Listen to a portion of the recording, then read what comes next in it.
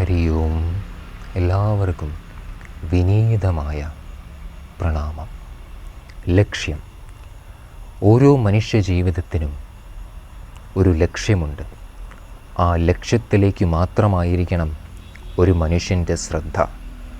ആ ലക്ഷ്യത്തിൽ നിന്നും ഏത് നിമിഷം ഒരു മനുഷ്യ മനസ്സ് വ്യതിചലിക്കുന്നുവോ ആ നിമിഷം ദുഃഖങ്ങളെയും ഭയത്തിനെയും വിഷാദങ്ങളെയും നേരിടേണ്ട സന്ദർഭം അവിടെയാണ് ജനിക്കുന്നത്. ലക്ഷ്യബോധമില്ലാതെ ജീവിക്കുന്ന മനുഷ്യർക്കു മാത്രമാണ് ജീവിതത്തിൽ വികാസം സംഭവിക്കാത്തത്. അങ്ങനെയെങ്കിൽ ജീവിത ലക്ഷ്യമെന്താണെന്ന് വളരെ വ്യക്തമായി ചിന്തിച്ചുറപ്പിക്കുവാനും ആ ലക്ഷ്യത്തെ പ്രാപിക്കുവാനുമുള്ള കരുത്തും പ്രാപ്തിയും ഓരോ മനുഷ്യനും ഉണ്ടെങ്കിൽ എന്തുകൊണ്ട് നമുക്ക് ആ ശക്തിയെയും കഴിവിനെയും പ്രയോജനപ്പെടുത്തിക്കൊണ്ട് ജീവിതത്തെ വികാസത്തിലേക്ക് നയിച്ചുകൂടാ?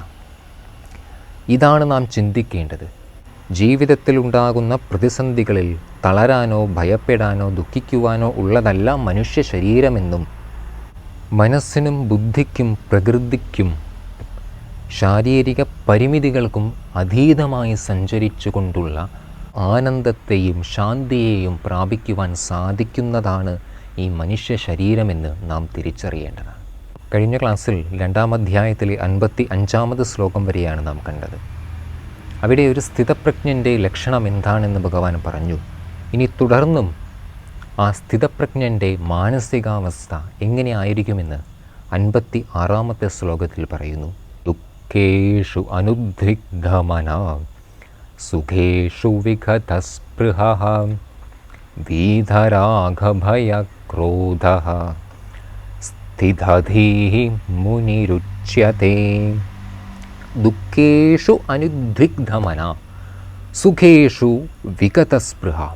ആദ്യം ഈ 2 വരി മാത്രം എടുത്ത് ശ്രദ്ധിച്ചു നോക്കാം.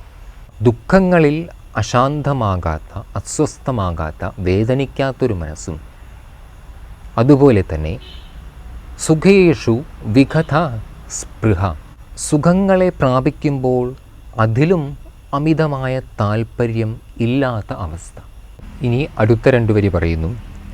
വീത രാഗ ഭയ ക്രോധ, ആഗ്രഹം, ഭയം, ക്രോധം ഇതിനെയും അതിവർത്തിച്ച ഏതൊരു വ്യക്തിയാണോ അവനാണ് സ്ഥിതധീഹി മുനിരുച്യതേ. അങ്ങനെ സ്ഥിരബുദ്ധിയോടെ എപ്പോഴും നിലനിൽക്കാൻ സാധിക്കുന്നവനാരോ അവനാണ് മുനിഹി ഉച്യതേ. മുനി എന്നറിഞ്ഞാലും അർജുന. എന്തിന് നാം ഈ ശ്ലോകങ്ങളെ പഠിക്കണം? എന്തിന് നാം ഈ ശ്ലോകങ്ങളെ ശ്രദ്ധയോടെ കേൾക്കണം? നോക്കൂ, നമുക്ക് നാളെ ഒരു മാത്സ് പരീക്ഷയുണ്ട്. അതിൽ ട്രിഗണോമെട്രിയുടെ കുറേ ഭാഗങ്ങൾ, ലോഗരിതം, ഇതെല്ലാം നമ്മൾ വെറുതെ ഒന്ന് വായിച്ചിട്ട് പോയി. പരീക്ഷയ്ക്ക് ചോദ്യം വന്നപ്പോൾ വായിച്ച കാര്യങ്ങൾ ഓർമ്മയിൽ വന്നില്ല. അങ്ങനെ ചോദ്യത്തിനുള്ള ഉത്തരം എഴുതാൻ സാധിച്ചില്ല. ആ വായന കൊണ്ട് എന്താണ് ഒരു ലാഭം? അതുപോലെ ഇവിടെ നമ്മൾ ഈ ശ്ലോകങ്ങളെ കേൾക്കുന്നു, ഇത് വായിക്കുന്നു, ഇത് പഠിക്കുന്നു. എന്നിട്ടും ജീവിതത്തിലേക്ക് കടക്കുമ്പോൾ ഒരു ദുഃഖം നമ്മളെ സ്പർശിക്കുമ്പോൾ അല്ലെങ്കിൽ ഒരു സുഖം നമുക്ക് സമീപം വരുമ്പോൾ നാം ദുഃഖിതനും സന്തോഷത്തിൽ അതുതന്നെ സന്തോഷമെന്ന് കരുതി ജീവിക്കുകയും ചെയ്യുകയാണെങ്കിൽ ഇപ്പോൾ നാം ഈ കേൾക്കുന്നതും പഠിക്കുന്നതുമെല്ലാം നമുക്ക് വ്യർത്ഥമായി പോവുകയില്ലേ? വെറുതെ സമയം കളഞ്ഞുകൊണ്ടിരിക്കുകയല്ലേ? അതുകൊണ്ട് നോക്കൂ, ഒരു കാര്യം ഞാൻ ആദ്യമേ തന്നെ പറയാം. രാവിലെ സൂര്യോദയത്തിന് ശേഷവും രാവിലെ 5 മണിക്ക് എണീക്കാതെ പുതച്ചു മൂടി കിടന്നുറങ്ങുന്നവരാണെങ്കിൽ ഈ ശ്ലോകം കേട്ടുകൊണ്ട് വെറുതെ സമയം കളയരുത്. ഇത് കേൾക്കുവാൻ യോഗ്യർ അവരാണ്. പ്രഭാതത്തിൽ ബ്രഹ്മമുഹൂർത്തത്തിൽ എണീറ്റുകൊണ്ട് സാധനാനുഷ്ഠാനങ്ങൾ അഭ്യസിക്കുന്ന അവരാരായാലും അവർക്കു മാത്രമേ ഈ ശ്ലോകങ്ങളുടെ പ്രയോജനം ജീവിതത്തിൽ ഉണ്ടാവുകയുള്ളൂ. ഭഗവത്ഗീതയിലെ ഭഗവാൻ നൽകുന്ന ഈ അറിവിനെ ഗ്രഹിക്കുവാൻ സാധിക്കുകയുള്ളൂ. ഞാനിത് പറയാൻ കാരണം ഈ പറയുന്ന കാര്യങ്ങൾ ഒരു മനുഷ്യന് സാധ്യമല്ല എന്ന ചിന്ത എല്ലാ മനുഷ്യരിലും ഉണ്ടാവുക സ്വാഭാവികമാണ്. എന്തുകൊണ്ട് സാധ്യമല്ല എന്ന് ചിന്തിക്കാൻ ആരും തയ്യാറാകുന്നില്ല. ആർക്കാണ് സാധിക്കുക എന്ന് ഭഗവാൻ ആദ്യമേ തന്നെ പറഞ്ഞിട്ടുണ്ട്. സാധകന്മാർക്കാണ്, കൃത്യനിഷ്ഠയോടെ അനുഷ്ഠാനങ്ങൾ അഭ്യസിക്കുന്നവർക്ക് മാത്രമേ ഈ കാര്യങ്ങൾ ജീവിതത്തിൽ പ്രാവർത്തികമാക്കാൻ സാധിക്കൂ. അല്ലാതെ ഒന്ന് ചിന്തിച്ചു നോക്കൂ, ഒരു സാധാരണ മനുഷ്യൻ എങ്ങനെ ദുഃഖത്തിൽ ദുഃഖിക്കാതിരിക്കും? സന്തോഷം വരുമ്പോൾ അവൻ അതിൽ മാത്രം, അതാണ് സന്തോഷമെന്ന് കരുതി അതിൽ നിന്നും മാറി നിൽക്കുന്നത് എപ്രകാരമാണ്? ആർക്കാണ് ഇത് സാധ്യമാകുന്നത്? ആത്മനി ഏവ ആത്മനാ തുഷ്ടഃ സ്ഥിതപ്രജ്ഞ തഥാ ഉച്യതേ. കഴിഞ്ഞ ശ്ലോകത്തിൽ തന്നെ പറഞ്ഞിരുന്നു, ആരാണോ ആത്മാവിൽ ആത്മാവ് കൊണ്ടു തന്നെ രമിക്കുവാൻ സാധിക്കുന്നത്, അവനവനിൽ സ്വയം സംതൃപ്തി കണ്ടെത്താൻ സാധിക്കുന്നത്, അവർക്കാണ് ഇവിടെ ദുഃഖത്തിലും സുഖത്തിലും അവ രണ്ടിൽ നിന്നും മാറി നിന്നുകൊണ്ട് ആത്മസുഖത്തെ അനുഭവിച്ചു കൊണ്ടേയിരിക്കാൻ സാധിക്കുന്നത്. നമ്മൾ തന്നെ സ്വയം ഇരുന്ന് ചിന്തിച്ചുറപ്പിക്കണം, ഞാനല്ല. മനസ്സിലായില്ല അല്ലേ? ഇപ്പോഴുള്ള ഞാനല്ല യഥാർത്ഥ ഞാൻ. അതെങ്ങനെ തിരിച്ചറിയും? എനിക്ക് 2 വ്യക്തിത്വങ്ങളുണ്ട്. ഇപ്പോഴുള്ള ഞാൻ, താഴ്ന്ന തലത്തിൽ നിൽക്കുന്ന ഞാൻ, ദുഃഖത്തിലും സുഖത്തിലും ദുഃഖിക്കുകയും സന്തോഷിക്കുകയും ചെയ്യുന്നു. ഇതേ എന്നിൽ തന്നെ ഒരു ഉയർന്ന വ്യക്തിത്വമുണ്ട്.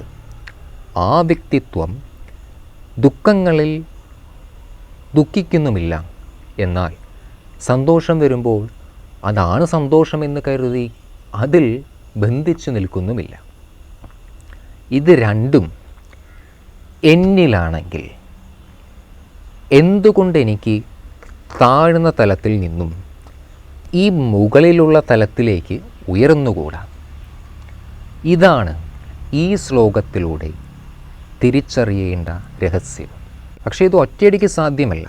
താഴ്ന്ന തലത്തിൽ നിന്നും ഒറ്റയടിക്ക് നമുക്ക് ചാടിയാൽ മുകളിലെത്താൻ സാധിക്കില്ല. പിന്നെ എങ്ങനെ സാധിക്കും? നിരന്തരമായ അഭ്യാസത്തിലൂടെ സാധിക്കും. എന്തഭ്യാസമാണ് ചെയ്യേണ്ടത്?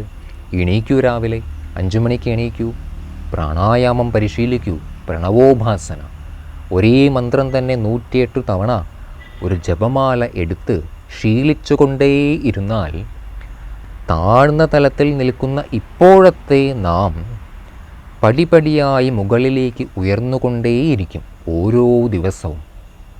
അങ്ങനെ നമുക്ക് മനസ്സിലാകും, ദുഃഖമല്ല ദുഃഖത്തിനു കാരണം, മനസ്സാണ് ദുഃഖത്തിന് കാരണം. സുഖമല്ല, പുറമേയുള്ള സുഖമല്ല എൻ്റെ സുഖം. പുറമേയുള്ള സുഖം നഷ്ടമായാലും സുഖം ഇരിക്കുന്നത് എന്നിലാണ്. ഇത് തപസ്സിലൂടെ തിരിച്ചറിയാം. അവരാണ് ഒരു മുനി. ഈ ശ്ലോകത്തിൻ്റെ അടുത്ത ഭാഗം നമുക്ക് അടുത്ത ക്ലാസ്സിൽ കാണാം. അതുവരെ എല്ലാവർക്കും വിനീതമായ പ്രണാമം. ഹരി ഓം.